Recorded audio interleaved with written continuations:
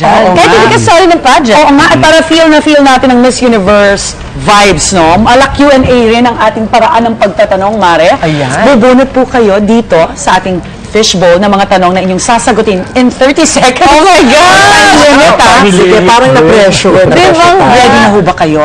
Ready na. Parang question and answer portion yung pinaka-nakakataba. I know. Ikaw naman. Unahin na natin ang beauty queen, ha? Sige. Alright. So, Ako na po ang babasa. Ayan. Ikaw kunwari yung host. Pero host ka talaga sa totoo. Oo nga. Aba, kung itatanong sa'yo muli ang tinanong sa'yo noon, ano ang sagot mo? Ito po yung question. Pinag-uusapan lang natin kanina. If you become Miss Universe, what one individual other than your parent would have made the greatest contribution to your success and why?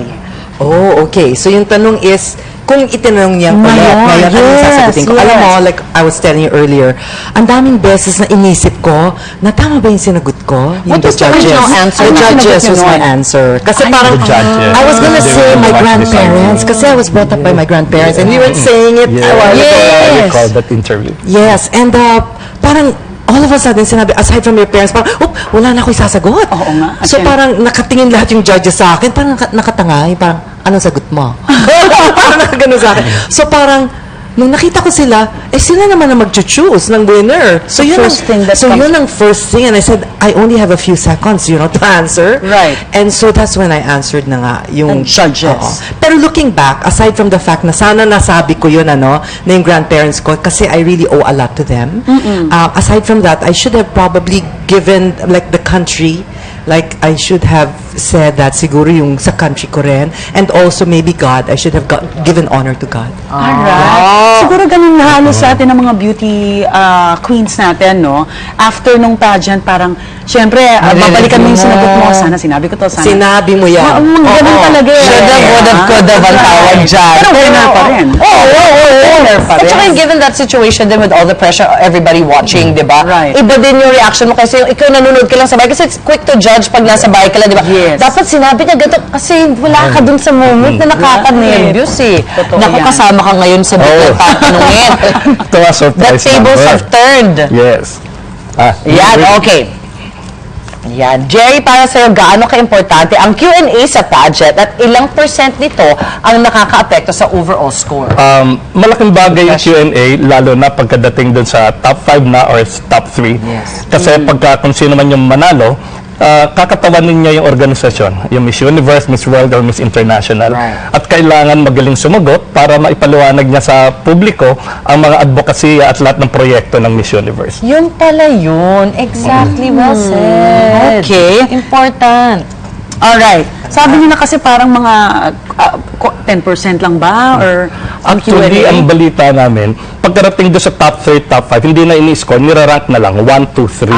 According to how kung paano ka sumagot, ano yung Yes. voice mo, yung confidence mo nung sinasagot mo yan. Alright, balik tayo sa ating beauty queen. Malaki na ba ang pinagkaiba ng pageantry noon sa ngayon? In what respect kaya? Siguro with respect, let's say, to the candidates, during our time, wala talagang retoke. Right? Kasi hindi pa naman very popular yung mga Natural retoke, yung mga beauty. botox, and yung mga, lifts, so wala pa yun during our time. Oo. Pero ngayon, parang it's allowed. It is. Diba? It's Oo, allowed. it's I think that's a allowed. little bit, that's kind of major. Diba? That's one of the major changes. Do you guys know when they started allowing it? I am not really so I sure. think in the 90s, no? In the 90s, you see faces na talagang perfect na matangos yung ilong, maganda yung bibig, matambok yung cheekbones, Yeah. tapos yung labi, tumakal na, pati yung katawan. So there was never a rule talaga na bawal? Walang bawal. Hindi lang siya uso pa dati Yes. or hindi lang siya usual? Tapos naging babae. In Canada. Yeah. Okay. There was a transgender who made it to the semifinals. Correct. Of Miss Right. Universe Canada. Although napag-usapan na rin yan kasi yung mga Q&A naging topic na rin yan sa Q&A, Yes. diba? Kung pabor ba sila sa cosmetic surgery, diba? At to allow the transgender to join. Right, oo. Okay, alright. Okay, ikaw naman, Jerry. Okay. Okay, itong ano, style nyo na ito, naisip nyo na ito, Diba? Paano dapat paghandaan ng isang kandidata ang question and answer portion? I think yung importante na magbasa siya Yeah. para alam niya kung ano nangyayari sa paligid niya, sa bansa at saka sa buong Nice. mundo. Nice. Pangalawa, manood siya ng TV shows, ng mga news shows at saka mga interview para malaman niya kung paano sumagot na maganda, kung alin yung mga mali na dapat niyang iiwasan at kung paano niya i-compose yung answer niya. Ang galing. Gaganda ng mga tips mo para sa amin, Jerry. No wonder ang tagal ka na nag-a-advise sa mga natin, kandidata. At si Jerry Banker po yan, ha? Totoo. Sa passion mo lang yung tinutulong ka sa training. Parang nung gusto namin makaproduce ng next international winner. At Yes. nangyari yan unang-una kay Megan Yang. Ay, Yung team ninyo. So, Yes. tulong-tulong Yes. talaga ang mga Yes. Pinoy. Ayun. Bumunot na si Miss Chicky. If you were given the chance, gagamit ka ba ng interpreter sa iyong sagot sa Q&A? Alam mo, siguro pwede. Pwede. Alam mo bakit?